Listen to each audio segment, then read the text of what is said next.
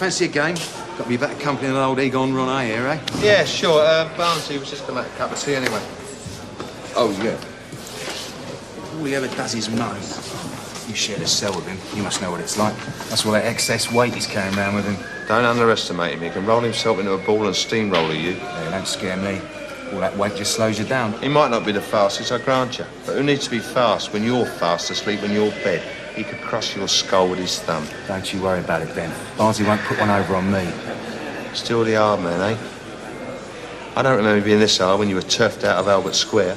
And if my memory serves me right, it was twice. First, you got a good kicking from the ethnic minority, and secondly, I made you an offer in my pub that you couldn't refuse.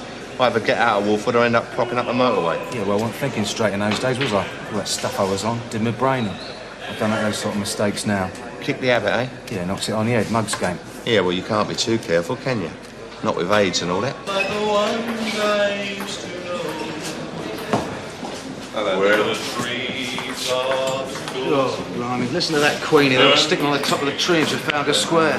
What missus was it? Quite the racket of Welsh I was expecting. Just going to take a rolling pin to you any minute. That thing was not my missus, and it's none of your business. So who was it then? It's none of your business either. Never used to be so touchy, Den. Don't kid yourself, I've always been touchy. Just because we're under the same roof doesn't mean to say we're mates. I always thought you were a greasy little toe rag, and I've found nothing since to make me change my mind. Well, you weren't exactly Mother Teresa yourself, were you? No, I've always looked after number one, I grant you. But my methods were never as unsavoury as yours, and I always cover my tracks. Not like you. Your head's so screwed up you left the trailer clues as wide as a road cat's eyes. Well, what's that supposed to mean? What a business with Reg Cox. Yeah, well, got away with that, didn't I? Just. I remember we went missing. It's the Packies who discovered it. This week's Songs of Praise come from the cell of Michael Queenie Price, guest of Her Majesty the Queen. Thank you. Oh, come, all ye faithful, joyful and triumphant. Oh, come ye to Bethlehem. Come and behold him, born the King of angels. Oh, come, let us adore him. Oh, come, let us adore him. Oh, come, let us adore him. Christ the Lord. Didn't you hear me the first time? I said, you stupid fat fairy, why don't you give your mouth a rest? You give me a migraine!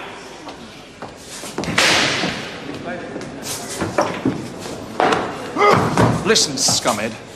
When you've crawled out of the gutter, up to the level of Trevor, then you're allowed to look at me. And when you've hauled yourself up a rung or two, say to the level of Barnsey, then you're allowed to talk, but only if you're very polite. And when you've reached the giddy heights of number one or a screw, then and only then are you allowed to take the Michael. This is your lucky day, Nick. You're still breathing. And I'm not fat, you cow.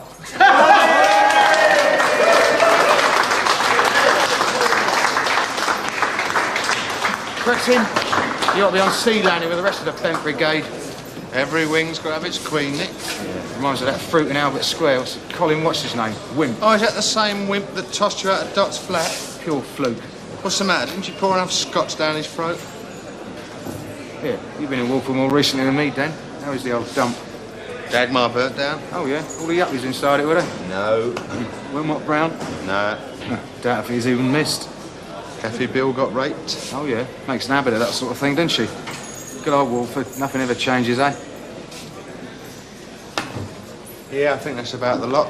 I don't hear you talking about your Ange. Had another ruck with her. Nah, divorce, mate. Persuaded a mate of mine to ride off into the sunset with her to Spain. Anyway, I don't hear you talking about Dot. Well, sent her a letter. Gave her a list of gear I want bringing in. Should get it in a couple of days. Suppose she'll be spending their usual Christmas with Lou and Ethel. Oh, is that the same Ethel that kicked you in the goolies and turfed you out of her flat? Oh, yeah. Lou Bill snuffed it. Good riddance to the old bag. Still, makes no difference.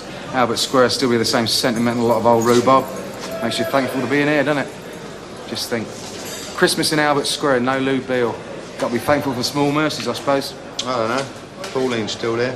Good King Wenceslas last looked out on the feast of Stephen, when the snow lay round about, deep and crisp and even. Brightly shone the moon that night, though the frost was cruel, when a foreman came in sight, gathering winter fuel. And here the page comes down by me, where am once your dwelling? Under peasant, who is he? Where am once his dwelling? Son, he lives a goodly hence, underneath the mountain, right against the forest fence, by St. Agnes' fountain.